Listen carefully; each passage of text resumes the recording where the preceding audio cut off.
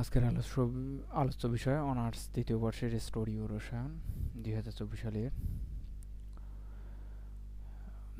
ক বিভাগের জন্য যেগুলো ইম্পর্টেন্ট এখানে দিয়ে দেওয়া আছে। ল্যাকটিক অ্যাসিডের গঠন এবং এই যে অধ্যায় উল্লেখ করে দেওয়া আছে কোন অধ্যায়ের প্রশ্ন এটি। প্রত্যেকটি প্রশ্নের শেষে যেমন মেসোযোগ এখানে অধ্যায় 4। এটা ক বিভাগের জন্য, টিকা বা ক বিভাগের জন্য এগুলো বিস্তারিত ব্যাখ্যা উদাহরণ সহ পড়তে হবে। যেমন ক্রাম নীতি, অ্যামিন উল্টায়ন, অধ্যায় 1 এবং 2 এর প্রশ্ন এটি।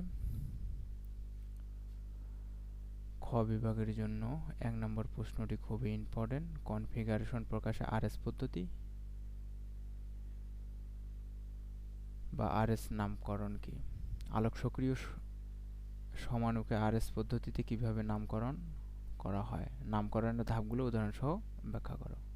অধ্যায় 3 এর প্রশ্ন, আরএস কনফিগারেশন আন্তঃরূপান্তর উদাহরণ সহ বর্ণনা।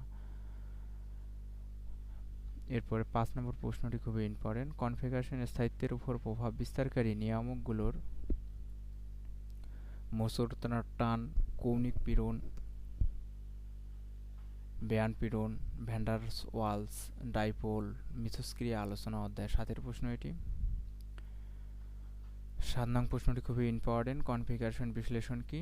শক্তির লেখচিত্র সহ মুক্ত শিকল যৌগের কনফিগারেশন বর্ণনা করো। অধ্যায় 7 এর প্রশ্ন এটি। এরপরে 8 নম্বর প্রশ্নটি গুরুত্ব সহকারে পড়বেন। চাক্রিক অ্যালকেন বা সাইক্লোহেক্সেন সুস্থিতি কনফিগারেশন। চেয়ার, মোচড় নৌকা, নৌকা, অর্ধচেয়ার লিখো এবং তাদের আপেক্ষিক স্থিতিশীলতার শক্তি চিত্র সহ ব্যাখ্যা করো। অধ্যায় 7 এর প্রশ্ন এটি। এরপরে গুরুত্ব সহকারে আপনারা পড়বেন 9 নম্বর প্রশ্নটি। কোন যৌগের মেসো গঠন আলোক সক্রিয় সমাণু অপেক্ষা অধিক সুস্থিতি ব্যাখ্যা করো। অধ্যায় 7 এর প্রশ্ন এটি। এরপরে আপনারা 10 নম্বর প্রশ্নটি খুবই গুরুত্ব সহকারে পড়বেন। আলোক সক্রিয়তা কি? আলোক সক্রিয়তা প্রদর্শনের শর্ত সমূহ লেখো। এটি অধ্যায় 4 এর প্রশ্ন। 13 নম্বর প্রশ্নটি অবশ্যই গুরুত্ব সহকারে পড়বেন। মেসো যৌগগুলো আলোক নিষ্ক্রিয়। ডি সমাণু থেকে আলোক সক্রিয়তা সমাণু পাওয়া গেলেও মেসো সমাণু থেকে সম্ভব নয় কেন? অধ্যায় 4 এর প্রশ্ন এটি।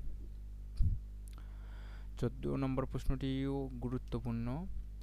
কাইরাল অণুর শর্তসমূহ লেখো। কাইরাল বা অপ্রতিসম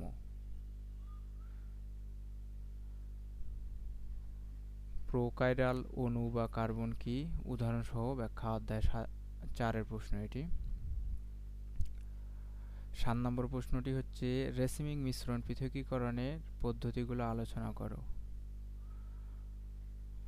16 নম্বর প্রশ্নটি অবশ্যই গুরুত্ব সহকারে পড়বেন। নাইট্রোজেনযুক্ত যৌগসমূহের টারশিয়ারি অ্যামিন নাইট্রোজেনযুক্ত যৌগসমূহের আলোক সক্রিয়তা বা স্টোরীয় সমরূপতা বা জ্যামিতিক সমরূপতা ব্যাখ্যা করো।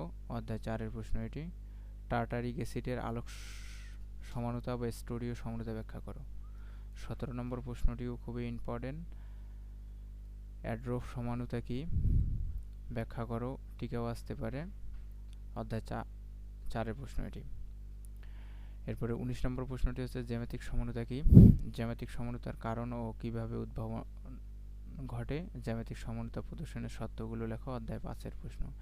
20 নম্বর প্রশ্নটিও ইম্পর্টেন্ট, গুরুত্ব সহকারে পড়বেন। সিস ট্রান্স জ্যামিতিক সমরূপতার মধ্যে কোনটি গলনাঙ্ক বেশি এবং কোনটি অধিক স্থায়ী?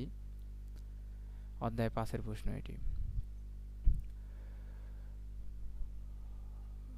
25 নম্বর প্রশ্নটি হচ্ছে বিগলিত চাক্রিক যৌগ বা ডেকালিনের স্টোরীয় সমানুতা। জ্যামিতিক ও আলোক সমরূপতা সহ ব্যাখ্যা। অধ্যায় 6 এর প্রশ্ন এটি।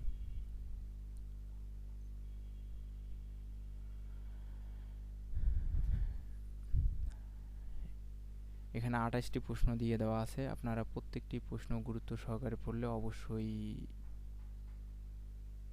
কমন পাবেন। আর আমাদের এই শীটটি যদি আপনারা পিডিএফ পেতে চান তাহলে আমাদের ফেসবুক পেজের মাধ্যমে মেসেজ দিতে পারেন, পিডিএফটি পাঠিয়ে দেব। এবং এটা বাদেও যদি আরও অন্যান্য সাজেশনগুলো প্রয়োজন হয় আপনারা যোগাযোগ করতে পারেন আমাদের সাথে, বা আমাদের ফেসবুক পেজের মাধ্যমে, বা আমাদের ইউটিউব চ্যানেলটিতে কন্টিনিউ প্রত্যেকটি সাবজেক্টের ভিডিও দিয়ে দেওয়া আছে, আপনারা দেখে আসতে পারেন। ধন্যবাদ সকলকেই।